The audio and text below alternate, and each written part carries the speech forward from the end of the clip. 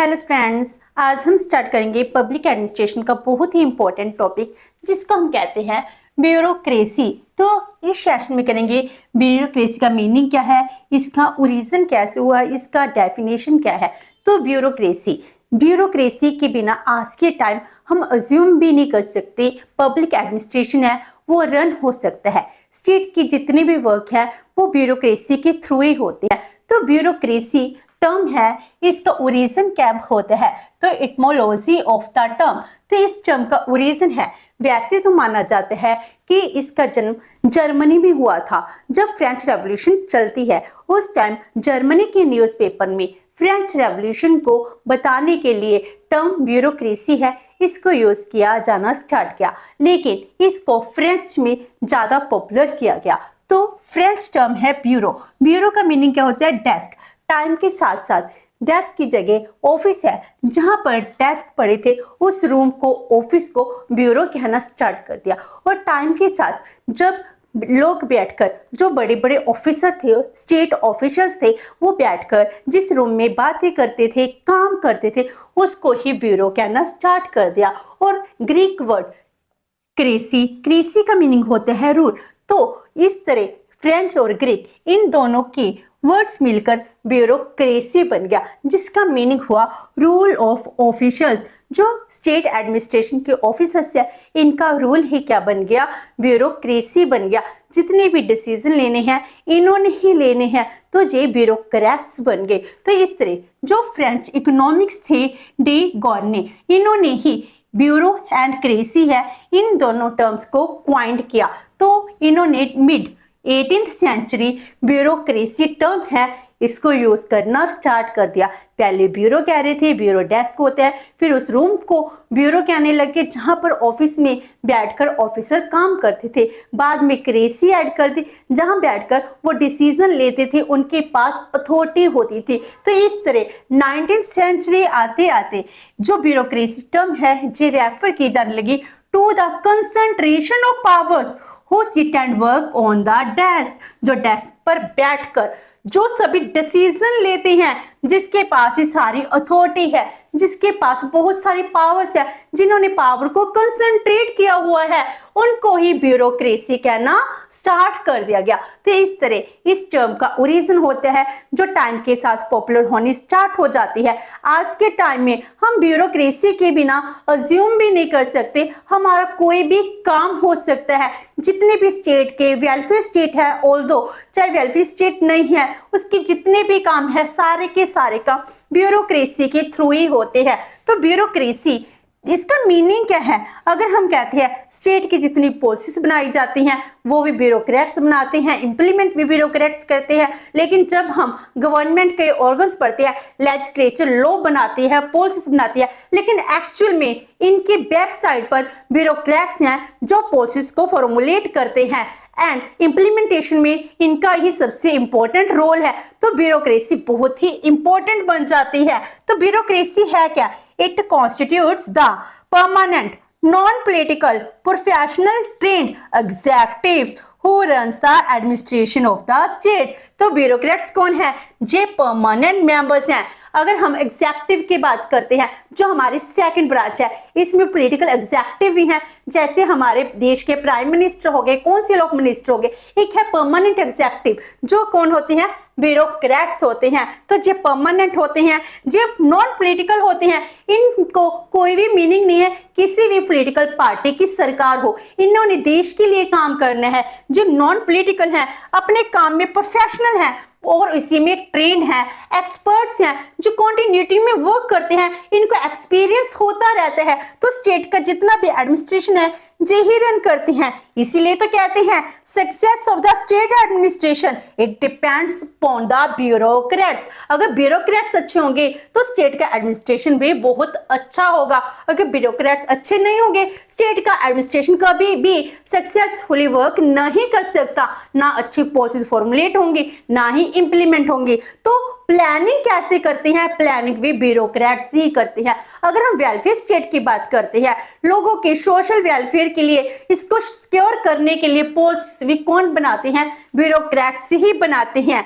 Bureaucracy thrives in all societies and exercise a large amount of power. ये भी एक साथ में एक ट्रू बन जाता है कि जो ब्यूरोक्रेसी है बहुत सारी पावर है, इसको एक्सरसाइज करती है। अगर आपने डिसीजन लेना है, जितनी ज्यादा रिस्पॉन्सिबिलिटी है उतनी आपके पास काम करने की, डिसीजन लेने की पावर भी होनी चाहिए। आज के टाइम में सारी की सारी पावर इन ब्यूरोक्रेट्स के पास ही है। हम कॉमन पर्सन ब्यूरोक्रेट्स के आले दुआले घूमते हैं, अपने काम करवाते हैं, इनके सेक्रेटेरिएट में जाते हैं तो सारा काम ब्यूरोक्रेट्स ही करती है। तो ब्यूरोक्रेसी बहुत ज्यादा पावर है, इसको यूज करती है। एंड आज के टाइम में ब्यूरोक्रेसी को कभी कभी हम नेगेटिव टर्म में भी यूज करने लगे हैं, ब्यूरोक्रेट्स। तो ये मजाक का वर्ड बना देते हैं कि ब्यूरोक्रेट्स मींस जिसके पास बहुत सारी पावर है, कोई डिसीजन ही लेते हैं, उसके बाद जो करप्शन को बहुत ज्यादा प्रमोट करते हैं। इस वजह से हम ब्यूरोक्रेसी का मजाक उठाते हैं। अगर हम सरकार के अगेंस्ट कुछ भी नेगेटिव बोलना चाहते हैं, ब्यूरोक्रेसी वर्ड टर्म को यूज करते हैं। तो ये बहुत कॉमन है, जो 18th, 19th, 20th सेंचुरी में भी कॉमन था, लेकिन एक्चुअल में जितने भी काम है ये भी रियलिटी है, ब्यूरोक्रेट्स ही करते हैं। स्टेट का एडमिनिस्ट्रेशन भी ब्यूरोक्रेट्स ही रन करते हैं। Bureaucracy played the most efficient and rational role to organize human activities। जितनी भी स्टेट में ह्यूमन है वो जितनी भी एक्टिविटीज को ऑर्गेनाइज करते हैं उनके लिए सबसे अच्छे से एफिशिएंट रोल प्ले करता कौन है? ब्यूरोक्रेट्स ही करते हैं। ब्यूरोक्रेसी के बिना कुछ भी पॉसिबल नहीं हो सकता है। तो मैक्स वीवर जिन्होंने ब्यूरोक्रेसी टर्म को बहुत ज्यादा पॉपुलर किया था, वो भी इसकी फेवर की बात करते हैं। वो कहते हैं ब्यूरोक्रेसी इंपॉर्टेंट रोल प्ले कर रही है। Now narrow and broad use of the term. जो ब्यूरोक्रेसी है हम इसको यूज किस टर्म्स के लिए करते हैं? अगर हम इसका नैरो यूज देखते हैं तो ये किसको डिनोट करती है? Only those public servants who occupy higher level position in the administrative hierarchy। जो बहुत ही हायर लेवल की पोजीशन है, जैसे हम सेक्रेटेरिएट्स की बात करते हैं, चीफ सेक्रेटरी की बात करते हैं, अगर हायर ऑफिसर की बात करते हैं, एसटीएम की बात करते हैं, हम इनके लिए ही ब्यूरोक्रेसी वर्ड यूज करते हैं। लेकिन ये बहुत ही नैरो टर्म है। आज के टाइम में इसका मीनिंग है चेंज हो चुका है, लेकिन जो ब्रॉड व्यू है ज्यादा एक्सेप्टेबल है। तो ब्रॉड में क्या माना जाता है? All the permanent employees of the government. जितने भी सरकारी नौकरी में काम कर रहे हैं, जो एग्जीक्यूटिव ब्रांच में काम करते हैं, right from the peons and clerk to the top level officer, secretariat, chief secretary, meaning जी कहते हैं क्लास 4 से लेकर क्लास 1 तक जितने भी एम्प्लॉइज हैं सभी के सभी ब्यूरोक्रेट्स हैं, जो किसी ना किसी लेवल पर अपनी पावर को यूज कर रहे हैं। इसीलिए हम क्लर्क को भी ब्यूरोक्रेट्स कह सकते हैं। तो इसका टर्म अलग अलग थिंकर्स ने अपने अकॉर्डिंग ही लिया है, तो इसको हम दोनों टर्म्स के लिए यूज कर सकते हैं। एंड जो ब्यूरोक्रेसी है इसको हम अदर टर्म्स है वो भी यूज करते हैं। Other using terms for bureaucracy, वो कौन से टर्म्स यूज हो रही है? First one is civil service और सर्वेंट्स। हम कॉमनली कहते हैं जी सिविल सर्वेंट्स हैं। सिविल सर्वेंट्स का मीनिंग भी ब्यूरोक्रेसी ही होते हैं। Civil service bureaucracy, public services और पब्लिक सर्वेंट्स हो गया। इसी तरह गवर्नमेंट सर्विस और गवर्नमेंट सर्वेंट्स हो गया, सेम टर्म्स हैं। ऑफिसर्स भी कह सकते हैं, मजिस्ट्रेसी भी कह सकते हैं। इस तरह अदर टर्म्स हैं ब्यूरोक्रेसी के लिए यूज होती हैं। अब हम करते हैं डेफिनेशंस ऑफ ब्यूरोक्रेसी। तो इसकी डेफिनेशंस क्या हैं? हम इसकी 2 डेफिनेशंस करेंगे और इसमें सबसे इंपॉर्टेंट है मैक्स वीवर की डेफिनेशन। मैक्स वीवर ने क्या डिफाइन किया है?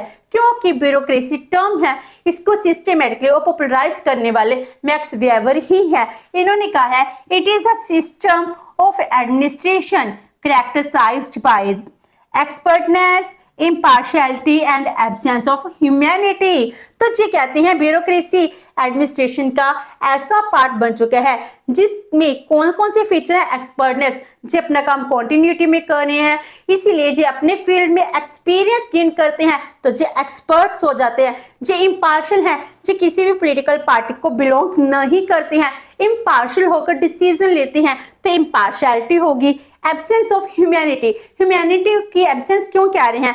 क्योंकि जो अपने आप कोई काम नहीं करते, जो डेफिनेट रूल्स हैं उनके अकॉर्डिंग ही काम करते हैं, तो इसीलिए एब्सेंस ऑफ ह्यूमैनिटी को यूज किया गया है। एंड इसी तरह जो एप्पल बी हैं वो कैसे डिफाइन करते हैं? He said a professional class of technically skilled person who are organized in the hierarchical way and serve the state in impartial manner। जैसे मैक्स वीवर ने कहा है वैसे ही एपेल्बी ने भी कहा है। उन्होंने क्या, professional class of technical skill. तो जैसे एक्सपर्ट हो गए, प्रोफेशनल क्लास, टेक्निकल स्किल्ड हैं, अपने काम में डिसीजन लेने में यही एक्सपर्ट हैं, हर कोई डिसीजन नहीं ले सकता। Who are organised in the hierarchical way. तो इनकी जो हायरार्की है, तो इनकी पोजीशन हायरार्की में डिवाइड होती है, ऊपर टॉप मैनेजमेंट, नीचे लोअर लेवल की मैनेजमेंट होती है।